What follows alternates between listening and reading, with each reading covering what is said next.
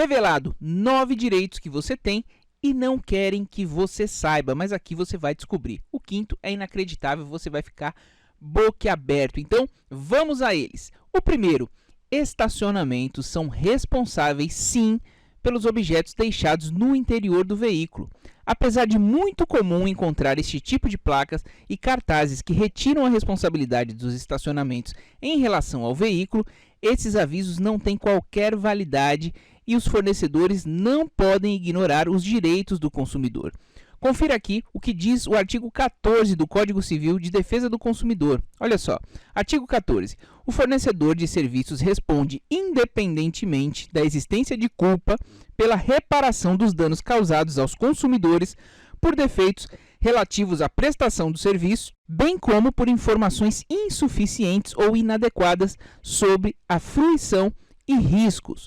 O Superior Tribunal de Justiça afirma a mesma coisa que o Código de Defesa do Consumidor, deixando então pacificado entre todos os juízes do Brasil esse mesmo entendimento. Fica claro que a empresa responde perante o cliente pela reparação de danos ou furto de veículo ou objetos dentro do veículo que estejam em seu estacionamento. Então, ignore essa placa, ela não tem validade, ela não tem legalidade e você tem direito sim, se você perdeu o seu veículo ou algum objeto dentro de algum estacionamento privado de estabelecimento que você estiver consumindo, certo? Vamos ao próximo, número 2. Você não deve pagar uma multa por perda de comanda. Essa prática, apesar de muito comum, é totalmente ilegal e o consumidor deve pagar apenas o valor daquilo que consumiu. Segundo o Código de Defesa do Consumidor, o controle do consumo realizado nesses estabelecimentos é de inteira responsabilidade do próprio estabelecimento e não dos clientes. Portanto, além da comanda entregue ao consumidor, é necessário que o recinto mantenha outro tipo de controle interno para poder saber o seu consumo. Essa obrigação não pode ser transferida ao consumidor. Logo, o estabelecimento não pode impor ao consumidor qualquer taxa ou multa por perda da comanda. Ou seja, caso isso aconteça com você, procure o PROCON mais próximo de sua residência, ou melhor, denuncie ou registre. Chame a polícia na hora e registre um boletim de ocorrência. Só de você ameaçar isso, com certeza eles vão recuar. Se você fizer, uma compra ali, consumir R$1.000 e perder a comanda e o valor da multa da comanda for de R$400, você acha que eles não vão ter um controle interno? Então, isso é palhaçada que eles fazem. Ameace chamar a polícia. Se precisar, registre o boletim de ocorrência, mas basta ameaçar que com certeza eles vão recuar. Você não precisa pagar por algo que não consumiu e qualquer um que diga isso está agindo fora da lei. Número 3. Consumação mínima não pode. Apesar de ser uma cobrança totalmente abusiva, a chamada consumação mínima é uma prática muito comum em vários estabelecimentos, principalmente em boates e casas de show. Segundo o Código de Defesa do Consumidor, mais especificamente em seu artigo 39, inciso 1, é abusivo e ilegal um estabelecimento obrigar alguém a consumir, seja a bebida, seja comida ou um valor mínimo como condição de entrada, permanência no local, ou então exigir o pagamento, mesmo sem ter consumido qualquer produto. Essas práticas são consideradas como venda casada, algo completamente proibido pela lei brasileira. Portanto, desconsidere qualquer placa ou pessoa que diga o contrário. Você tem o direito de entrar e sair em qualquer lugar sem precisar consumir. Uma coisa é você pagar para ingressar no estabelecimento. Agora, você ser obrigado a ter uma consumação mínima, isso é completamente ilegal e agora você já está sabendo. Número 4. Taxa de 10% não é obrigatória. A taxa de 10% ou a gorjeta do garçom é uma forma que muitos estabelecimentos utilizam para bonificar o profissional pela atenção dada e pelo serviço bem prestado. É uma liberalidade, ou seja, o consumidor pode optar por pagar ou não. Essa taxa deve ser informada de maneira prévia com o devido valor discriminado na conta e a indicação de que a cobrança é opcional ao cliente. Contudo, a prática usual é não informar sobre a taxa e até mesmo informar que o pagamento é obrigatório. Se você gostou do serviço, foi a contento, o garçom te tratou bem e você quer compensá-lo, você paga a taxa de 10%, pode pagar até menos se você quiser, ou pode pagar até mais, mas não é obrigatório, é uma liberalidade sua, não pode incluir como taxa obrigatória para você. Às vezes você foi mal atendido, não gostou e vai ter que pagar a taxa de 10% ainda, completamente incabível. Então, não é obrigatoriedade, é uma liberalidade sua, certo? Mais uma que você aprendeu, vamos à quinta. Assalto em ônibus gera indenização ao passageiro. É isso mesmo. Em seu artigo 22, o Código de Defesa do Consumidor define que o transporte dos passageiros, que é um serviço público, deve ser feito com segurança e, caso isso aconteça, a empresa deve reparar os danos. Tanto o Código Civil quanto o Código de Defesa do Consumidor adotam a teoria da responsabilidade objetiva. Isso quer dizer que as transportadoras são obrigadas a assumir todos os danos originados na viagem, mesmo que tenha acontecido involuntariamente, ou seja, sem culpa. Vale lembrar que isso depende muito do caso concreto e que ao juiz que vai decidir. Há decisões nos dois sentidos. Tudo depende da prova que você tem. Então é importante você ter a nota do seu aparelho. Geralmente o roubo é de celular. A nota do seu aparelho em seu nome. É importante que você tenha testemunha e aí com certeza você vai conseguir a reparação desse dano, porque a responsabilidade é da empresa, certo? Gostou dessa dica? Então vamos à sexta. Não existe valor mínimo para comprar com cartão. É isso mesmo. A loja não pode exigir um valor mínimo para o consumidor pagar a compra com cartão. Segundo o IDEC, Instituto de Defesa do Consumidor, e o PROCON, se a loja aceita o cartão como meio de pagamento, deve aceitá-lo para qualquer valor nas compras à vista também.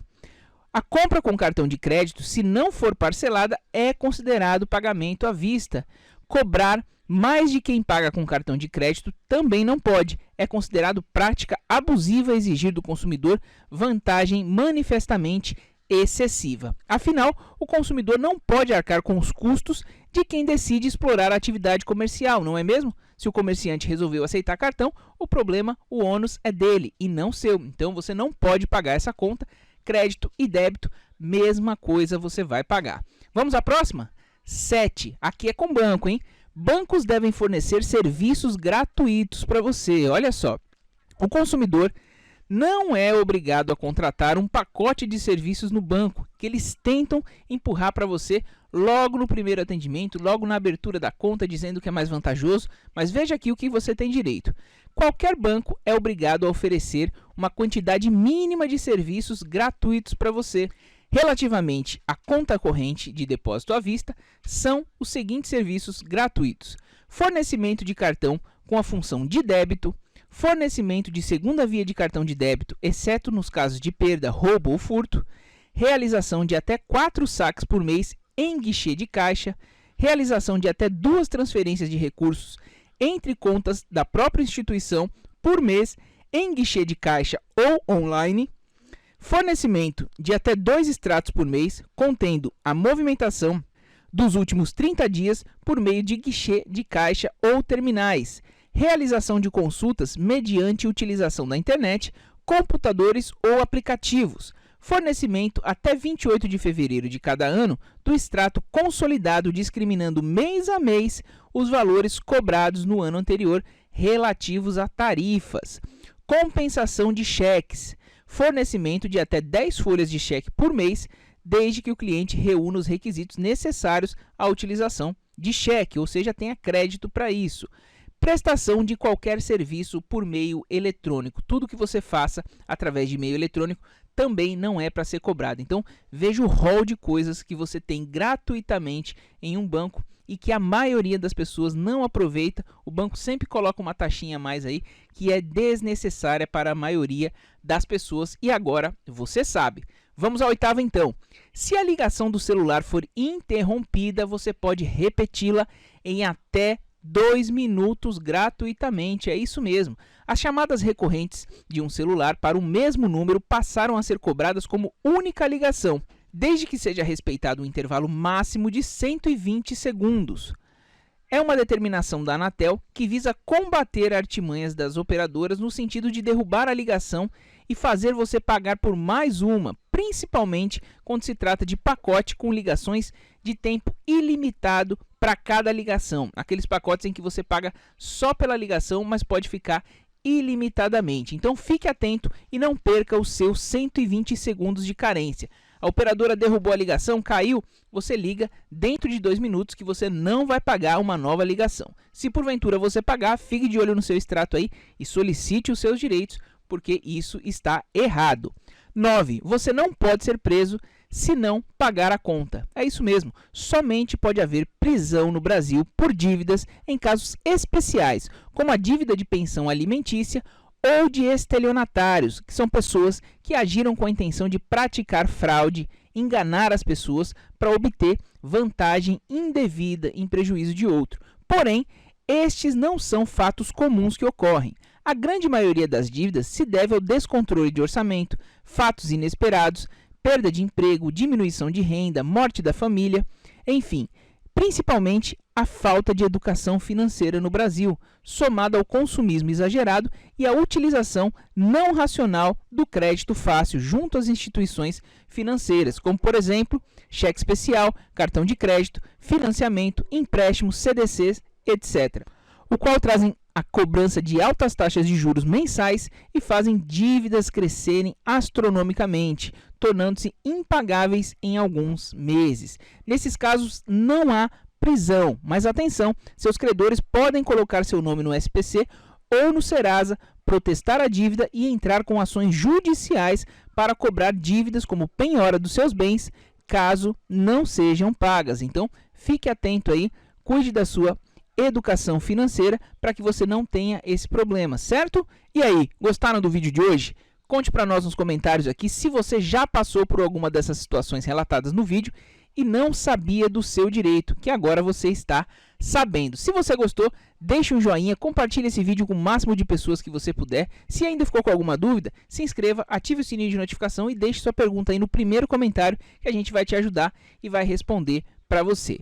Muito obrigado pela audiência e até o próximo.